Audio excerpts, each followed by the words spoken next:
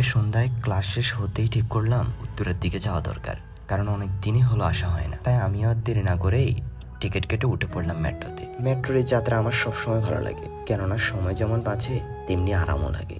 এরপর উত্তরায় পৌঁছাতেই দেখি সেবক প্রায় 1 ঘন্টা ধরে অপেক্ষা করছে। আসলে দেরি হওয়ার কারণ ছিল আমি ভুল ট্রেনে উঠে পড়েছিলাম।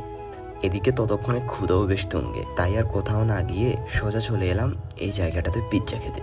এখানকার পিৎজা নাকি বেশ ভালোই, তবে জায়গাটা ছিল খোলামেলা আর পরিবেশও ছিল খুব সুন্দর। তবে পিৎজা আসার পর খেয়ে যা বুঝলাম আমার অর্ডারে হয়তো বলছিল, তাই স্বাদটা তেমন ভালো লাগে নাই। পরে আর কি ওখান থেকে উঠে চলে আসি এই মামার দোকানের সামনে।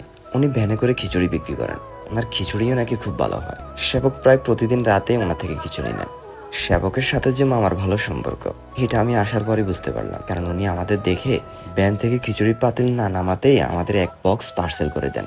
এরপরে শুনলাম উনি নাকি অনেক বছর ধরে এই একই জায়গায় ভ্যান গাড়িতে করে খিচুড়ি বিক্রি করছেন। মানে এই এলাকায় উনি ভালোই জনপ্রিয়, যেমনই নাম তেমনই খদ্দের। তারপর ওখান থেকে চলে যাই বাসার দিকে, আর গিয়ে দেখি গেট বন্ধ। খেলাম তো একটা কর। এরপর অনেকক্ষণ ধরেই এখানে বসে অপেক্ষা করতে থাকি আমরা।